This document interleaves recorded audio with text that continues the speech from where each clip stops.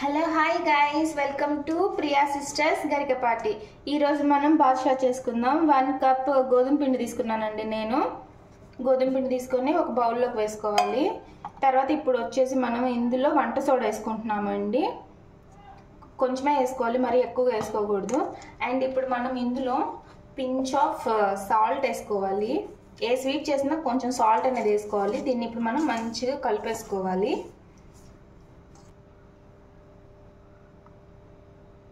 ఇప్పుడు మనము ఒక 2 స్పూన్స్ గీ వేసుకోవాలండి. నేనైతే కొంచెం కరిగించుకొని వేసుకుంటున్నాను. ఇలా వేసుకున్న తర్వాత మనం ఇదంతా మంచిగా కలపాలి. పిండిలో బాగా కలిసిపోవాలండి. నెయ్యి అనేది ఎక్కడ ఉండలుగా ఉండకూడదు, బాగా మొత్తం పొడిలాగా అయిపోవాలి.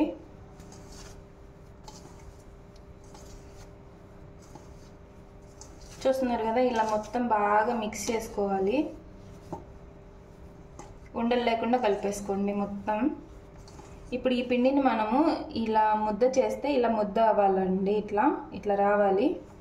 ఇప్పుడు ఈ స్టేజ్లో మనము కొంచెం వాటర్ పోసుకుంటూ ఉండలు లేకుండా చపాతీ పిండిలాగా కలుపుకోవాలండి.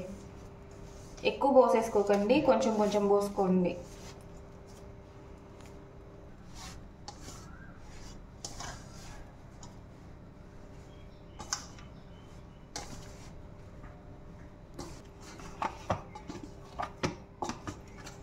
ఇలా చపాతీ పిండిలాగా మనం కలిపేసుకోవాలండి. చూడండి, ఇలా నేను బాగా కలిపేసుకున్నాను. ఇప్పుడు ఈ పిండి చూడండి, ఇలా ఉండాలి మనకి. ఇలా కలుపుకోవాలి. కలిపి ఇప్పుడు మనం దీన్ని ఒక 10 మినిట్స్ పక్కన పెట్టేసుకుందాం.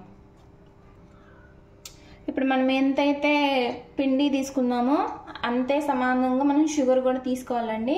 ఇప్పుడు 1 కప్పు పిండికి 1 కప్పు షుగర్ తీసుకున్నాను.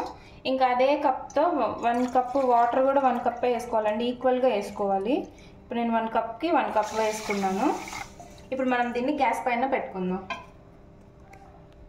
అంట కదా, ఇప్పుడు మనం షుగర్ని పాకం పట్టుకోవాలండి. ఇప్పుడు పెట్టేశాను గ్యాస్ పైన. మనకు పెద్ద పాకం ఏం అవసరం లేదండి. జస్ట్ ఇది మెల్ట్ అయితే చాలు. మెల్ట్ అయి కొంచెం జిగురు పాకం వస్తే సరిపోతుంది. షుగర్ని ఇలా మెల్ట్ చేసుకోవాలండి. షుగర్ మొత్తం కరిగిపోవాలి.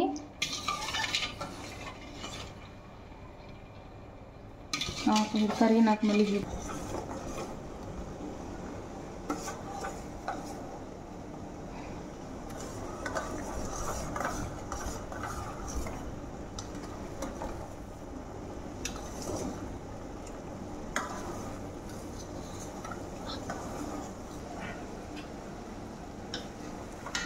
చూసారు కదండి. ఇప్పుడు మనకు పాకం అనేది ఇలా రెడీ అయిపోతుంది. ఇప్పుడు మనం ఇందులో 2 యాలకులు వేసుకోవాలి. నేను ఆల్రెడీ దంచేసుకున్నానండి. ఇప్పుడు వాటిని వేసేసాను. ఎప్పుడైనా మనకు పాకం వచ్చిన తర్వాత యాలకులు వేస్తే స్మెల్ అనేది మంచి అరోమా వస్తుందండి స్వీట్కి. ఇప్పుడు మనం పాకం అనేది చెక్ చేసుకోవాలి. మనకేం తీగ పాకాలు అవసరం లేదండి. ఇలా జిగురు పాకం వస్తే మనకి సరిపోతుంది. ఇప్పుడు మన పాకం అయితే రెడీ అయిపోయిందండి. మనకి బాదుషాకి పాకం. గ్యాస్ ఆఫ్ చేస్తున్నాను అండి. ఇప్పుడు మనం ఒక మందపాటి గిన్నె పెట్టుకోవాలండి. మందపాటి గిన్నె పెట్టుకొని ఇప్పుడు ఇందులో మనం ఆయిల్ పోసుకోవాలి. నేనైతే బాదుషాలు మునిగేలాగా ఆయిల్ అయితే పోస్తున్నాను. ఇంతైతే సరిపోతుందండి మనకి. ఆయిల్ అనేది మరీ ఎక్కువ హీట్ అయిపోకూడదండి. నేను జస్ట్ సిమ్లో పెట్టేసుకుంటున్నా. ఇప్పుడు పిండి అయితే మనకి ఇలా బాగా సాఫ్ట్గా అయిపోయిందండి.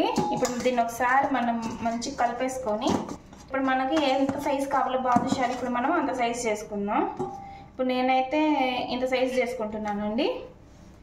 మంచిగా దీన్ని ఇలా రౌండ్గా అనుకోవాలి. తర్వాత ఇప్పుడు ఇది రౌండ్గా అనుకున్నాం కదండి, దీన్ని ఇలా ట్విస్ట్ చేయాలండి. ఇప్పుడు మనకు బాదుషా షేప్ అనేది వస్తుంది. ఇలాగా మనం ప్రతి బాదుషాని తయారు చేసుకోవాలండి.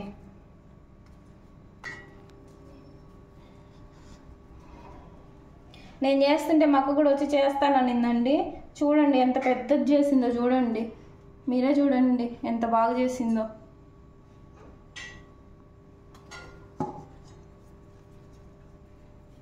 మనం పిండిని 10 నిమిషాలు నానబెట్టుకోవడం వల్ల మనకు పిండి అనేది చాలా సాఫ్ట్గా తయారవుతుందండి. ఒకసారి మీరు కూడా ట్రై చేయండి ఇంట్లో ఈ స్వీట్ అనేది, చాలా బాగా వస్తుంది. ఫస్ట్ టైం చేసే వాళ్ళైనా కూడా చాలా బాగా చేయొచ్చండి. అండ్ మీకు ఇంకా ఏదన్నా కొత్త వెరైటీ వంటలు కానీ లేక ఏదన్నా చేయాలి అన్నా మమ్మల్ని అడగాలన్నా అడగచ్చు. మా సిస్టర్ చేసి పెడతారు. మా సిస్టర్ కాకపోయినా మేము ఎవరమైనా సరే ట్రై చేస్తాం ఖచ్చితంగా మీరు అడిగిన వంటని. చూసారు కదండి, నాకైతే 1 కప్పు పిండికి 18 బాదుషాలు అయితే వచ్చాయి. ఇప్పుడు దీన్ని మనం మీడియం హీట్లో ఉన్న ఆయిల్లోనే ఫ్రై చేసుకోవాలి. ఆయిల్ అనేది ఎక్కువ హీట్ అవ్వకూడదు. చూడండి ఇప్పుడు ఇక్కడ నేను వేస్తాను. చూసారు కదండి, ఈ మాత్రమే హీట్ ఉండాలి ఆయిల్ అనేది. ఇంతకన్నా ఎక్కువ హీట్ ఉంటే బాదుషా అనేది మనకు సరిగా రాదు. ఎన్ని సరిపోతే అన్నీ వేసుకోండి, ఎక్స్ట్రా ఉంటే ఇంకొక రౌండ్ వేసుకోవచ్చు. ఆయిల్ అనేది మాత్రం చాలా స్లో ఉండాలండి. ఇప్పుడు వాటికై అవే పైకి లేయాలి, వాటిని మనం కదిలించకూడదు. నేను ఇంకా నెక్స్ట్ రౌండ్లో వేసుకుంటానండి మిగిలినవి. ప్రస్తుతం ఇవి వేసాను. ఇది చూడండి, వాటికి అవైతే లేస్తున్నాయి, మనమైతే అసలు ఏం కదిలించలేదు. లో ఫ్లేమ్లో వాటికై అవే లేయాలండి. తర్వాత మనం తిప్పుకోవాలి. మైదాతోనే కదండి, గోధుమ పిండితో కూడా మనం హెల్తీగా చేసుకోవచ్చు. ఎందుకంటే పిల్లలకి పెడతాం కాబట్టి మనం ఇలా గోధుమ పిండిని యూజ్ చేస్తే బెటర్ అని నేను ఇవాళ గోధుమ పిండితో చేసి చూపిస్తున్నాను మీకు.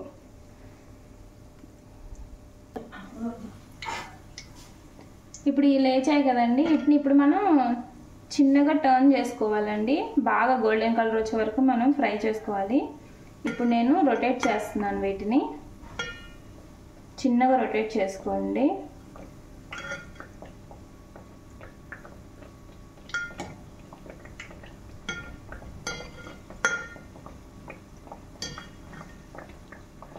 అప్పుడప్పుడు పిల్లలకి ఇలా మంచిగా స్వీట్స్ అన్నీ చేసి పెడితే పిల్లలు మీ మాట చాలా చక్కగా వింటారండి.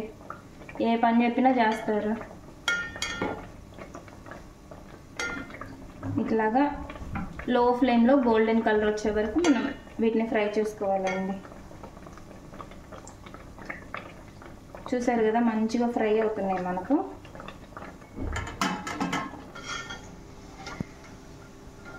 ఇప్పుడైతే మనకి ఇవన్నీ అయిపోయాయండి. నేనైతే మొత్తం తీసుకున్నాను, గరిటెలోకి తీసుకున్నాను. ఎక్సెస్ ఆయిల్ ఏమైనా ఉంటే ఇందులోకి వెళ్ళిపోతుంది. ఇప్పుడు వీటిని మనం ముందుగా తయారు చేసుకున్న పాకంలో వేసేయాలండి. వీటిని ఒక 15 నిమిషాలు ఉంచాలండి ఖచ్చితంగా. మనం లిడ్ పెట్టేసుకుందాం. ఒక 15 మినిట్స్ తర్వాత మనం పాకంలో ఎలా ఉన్నాయో చూద్దాం. ఇప్పుడు నాకాడ ఇంకొంచెం మిగిలి ఉన్నాయి కదండి, అది కూడా ఒక వాయి వేసేసుకుందాం. చిన్నగా డ్రాప్ చేసుకోండి. ఆయిల్ ఎప్పుడు మీడియం హీట్లోనే ఉండాలండి.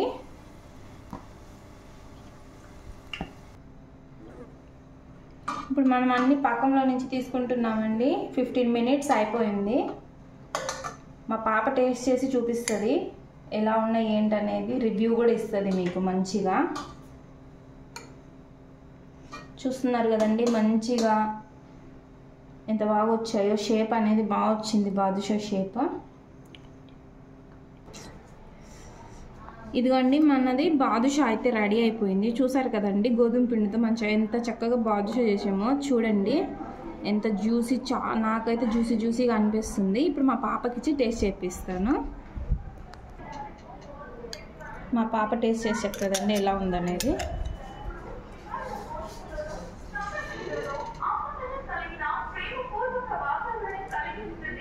చాలా బాగుందండి, ఎక్సలెంట్గా ఉంది. లైక్ చేయండి, షేర్ చేయండి, సబ్స్క్రైబ్ చేయండి ప్రియా సిస్టర్స్. మీరు కానీ ట్రై చేయండి, బెల్ గంట కొట్టండి. ప్రియా సిస్టర్స్ గరిగపాటి.